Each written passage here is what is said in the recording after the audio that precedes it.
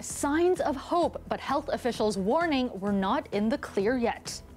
Just like a forest fire, if we don't pay attention to the hotspots, the whole forest will keep on erupting. New COVID-19 modeling shows Ontario's stay-at-home order appears to be working, but new concerns are also emerging. Plus, it gets built in a factory, and then it's almost put together, almost like Lego.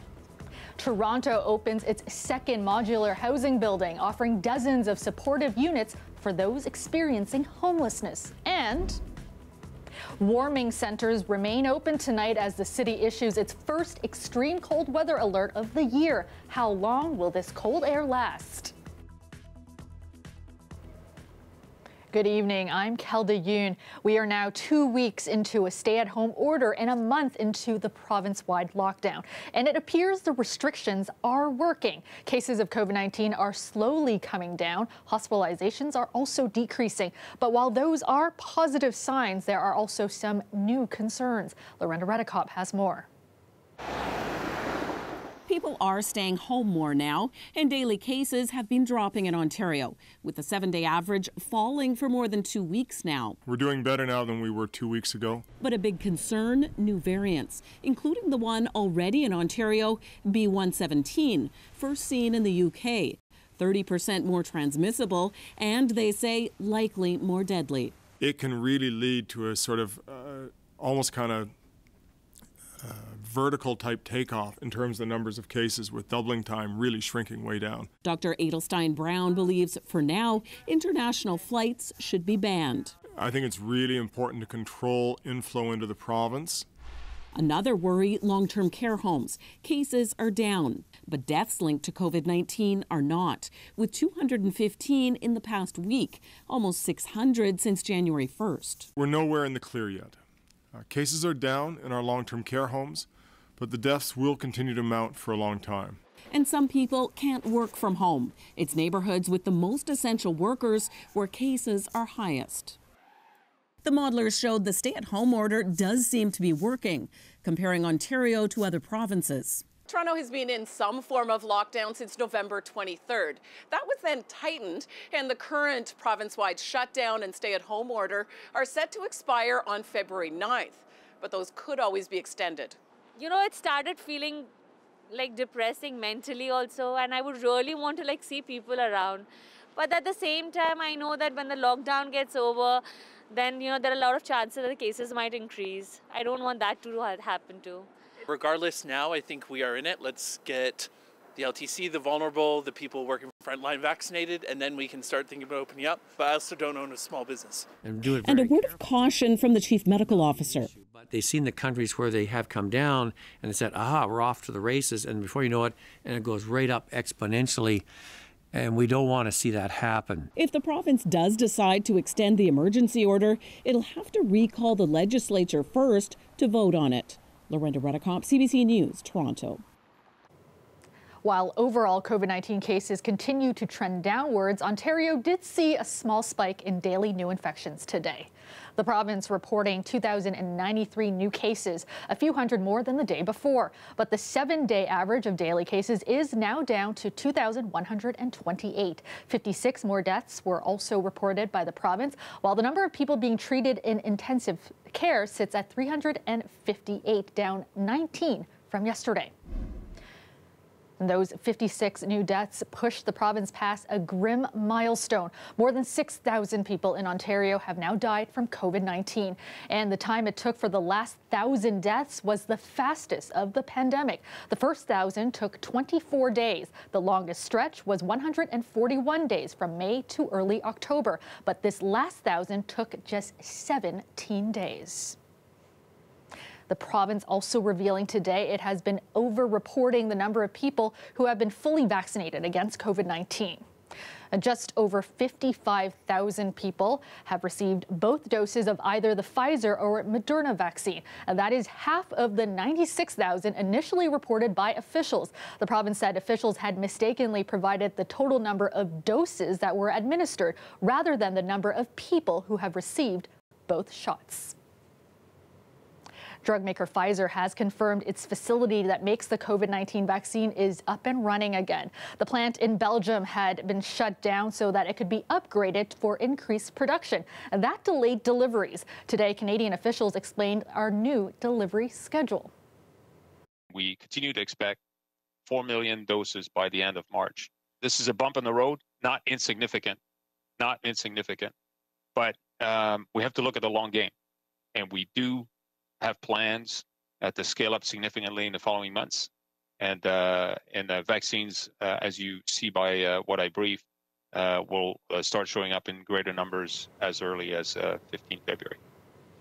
Canada is now scheduled to receive 149,000 doses of the Pfizer vaccine over the next 2 weeks. 335,000 doses are supposed to arrive the week of February 15th. That is 9% less than Pfizer had originally promised.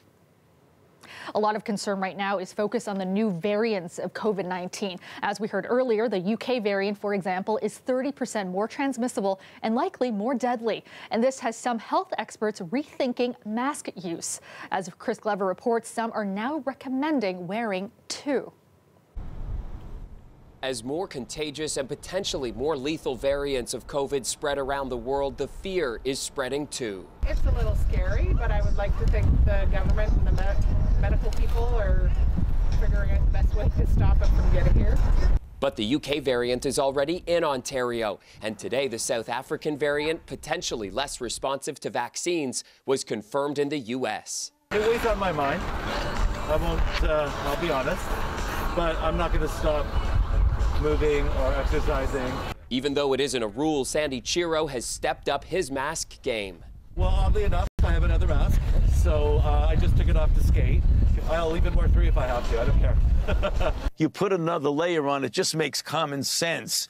The U.S. top infectious disease specialist Dr. Anthony Fauci got the ball rolling Monday with the two-mask idea. Double masking can help improve filtration, and it has the potential to improve fit. Scientists say those spikes on the coronavirus are likely mutating to attach to our cells more easily. It's likely to be one of two things, either that people who are infected shed more virus, so they're releasing more into the air in droplets and aerosols, or it could be that it takes exposure to fewer of them to become infected.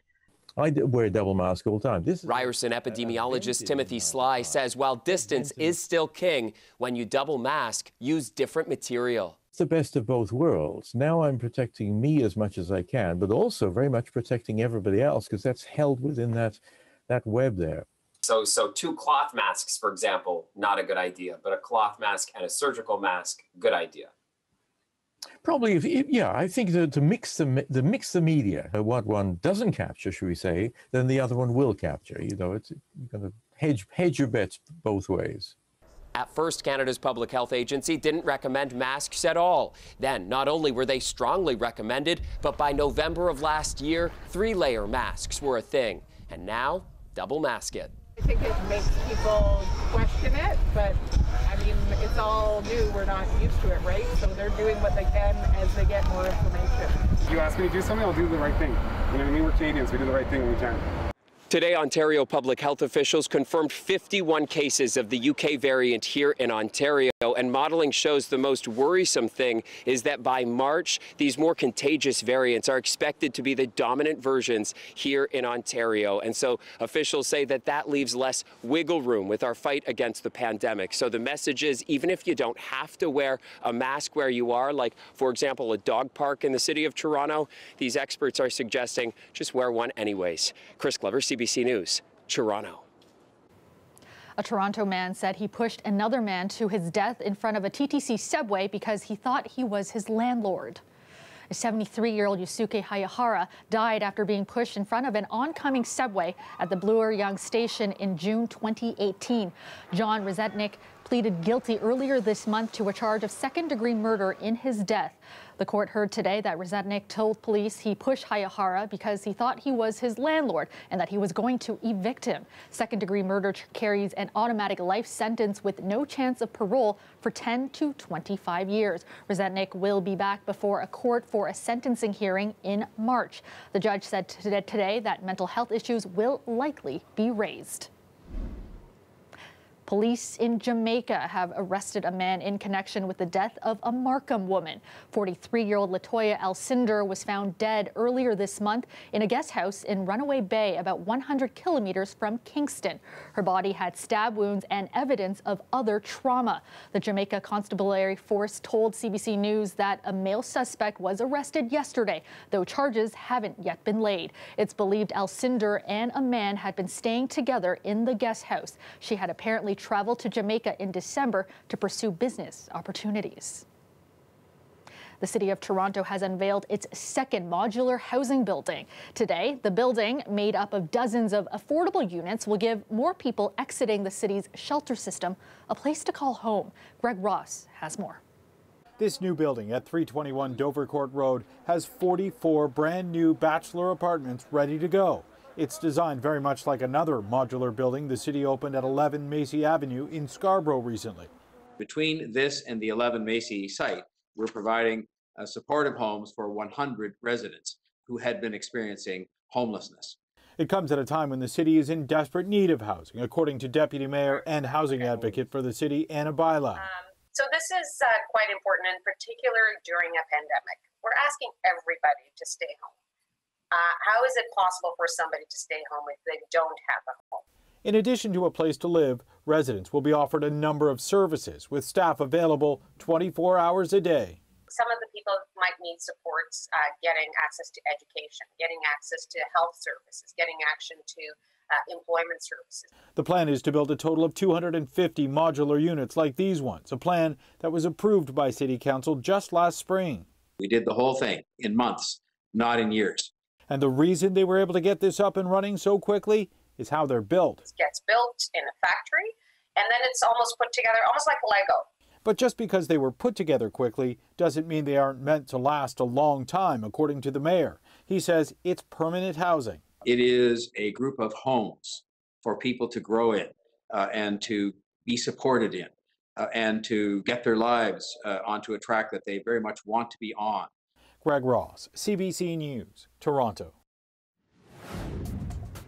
After the break, a small rally at Queen's Park trying to bring to light a major issue. What is the effect of online learning and not being in class having on students? That story coming up. Plus, another cold one tonight. In fact, even a little bit colder. I'm meteorologist Colette Kennedy. We'll talk about this pattern and when it might change, all coming up after the break.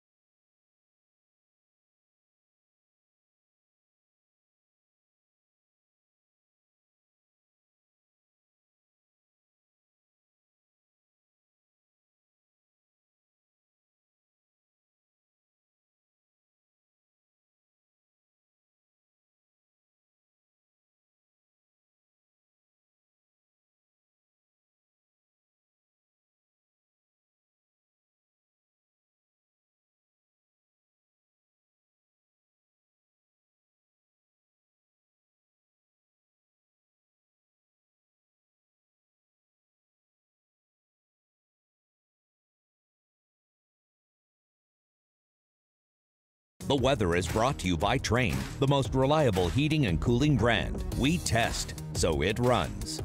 It's hard to stop a train. An extreme cold weather alert is in place for the city tonight as temperatures plunge. Let's go now to our Colette Kennedy. And Colette, it is dangerously cold out there tonight. Yeah, it sure is, Kelda. We get to these levels. Yeah, it sure is, Kelda. We get to these levels with these kinds of wind chills, not just the temperatures, but it does become dangerously cold. So that extreme cold weather alert in place for the city, getting those warming centers opened up. And, you know, we're going to do the same thing again tonight and tomorrow and another night after that in terms of the cold air, but it's actually going to be a little cooler, if you can imagine, as we go into Friday. So this cold air sticks around till we get to the end of this month. Snow squalls, there's some heavy snow. It's highly localized into the snow belt, but some of those flurries at times can make their way down, especially to northern sections of the city. But we get a little warmer. I wouldn't call it warm, but it's certainly going to be a change Sunday into Monday as the system is going to be moving to the south of us. We might get a dusting of snow from this one, depending on the tracking of it, but it should also bump our temperatures up a little bit.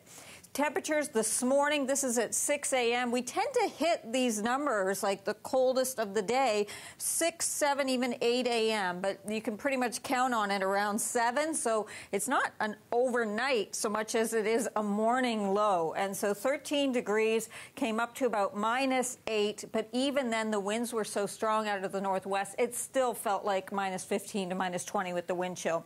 Those areas where that snow is coming through with the squalls shifts a little bit back towards the west and then moves right back over close just near Goderich down towards London, St. Thomas, through those regions. And also you can see off of Georgian Bay as well. But when there's enough of a fetch with those winds getting stronger, that's when we get some flurries coming down into the GTA.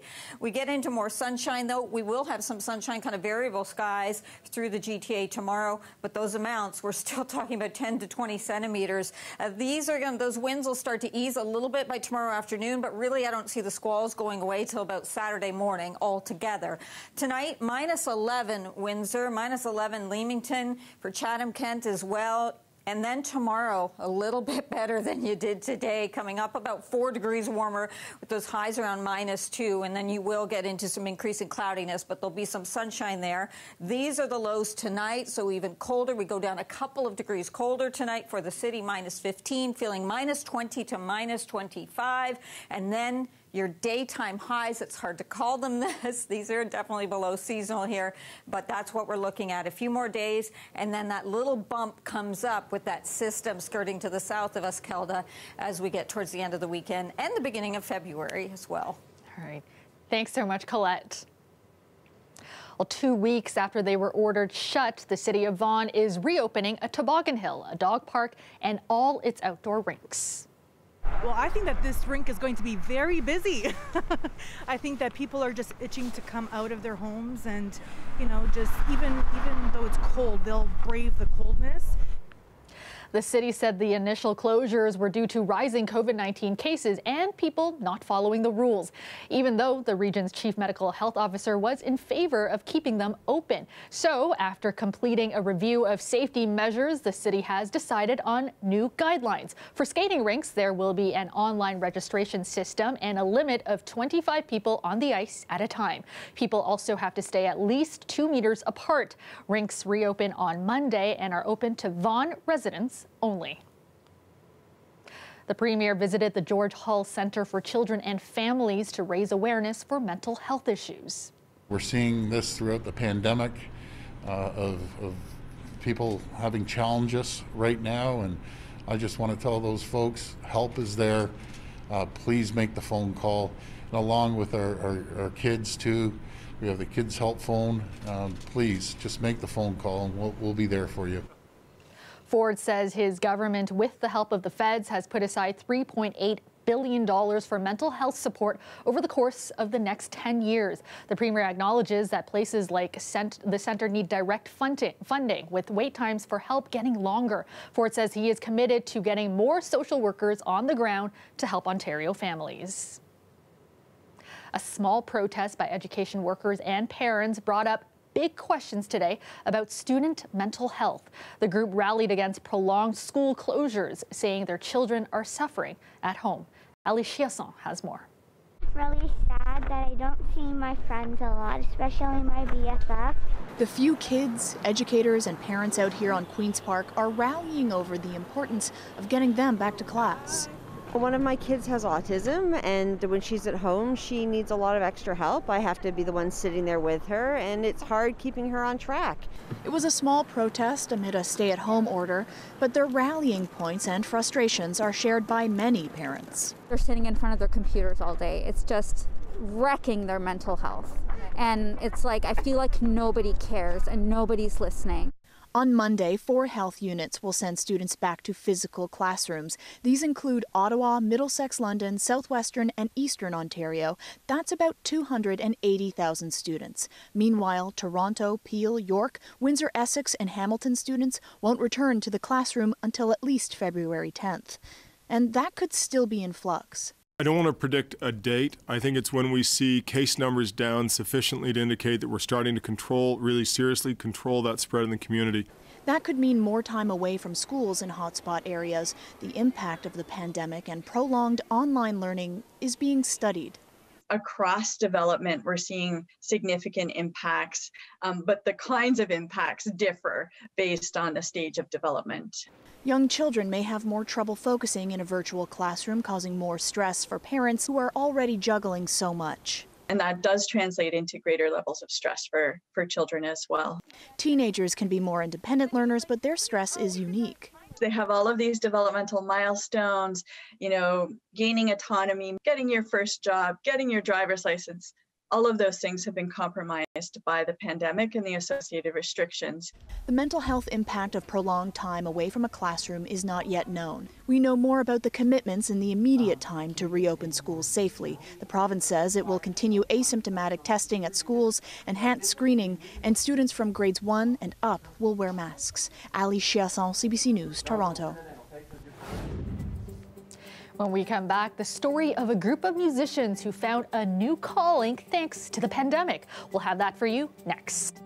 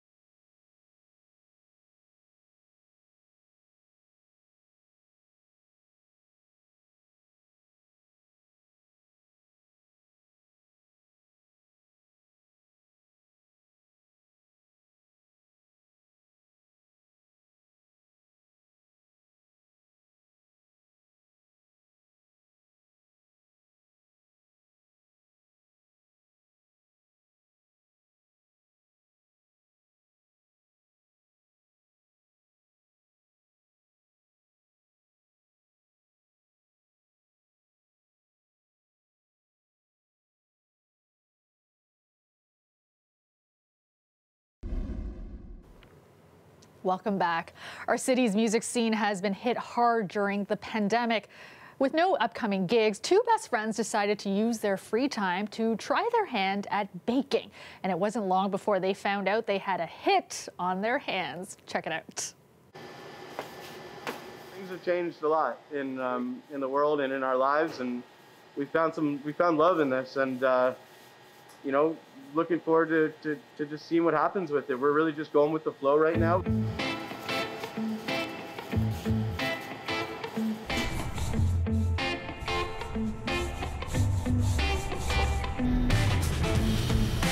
First night we actually did a batch of bagels each in our respective homes over FaceTime. Both batches turned out really, really great. Next day I put up a little thing on my Instagram, my personal Instagram, just saying, if I made bagels, would anybody be interested? And you know, a number of people responded, so we figured maybe we got something here. You know, we're making a bagel recipe that's similar to Montreal style, so that includes honey. You know, more or less traditionally, it's a more or less basic bread recipe, and then we boil them, so that's an important factor, and then seed them and bake them.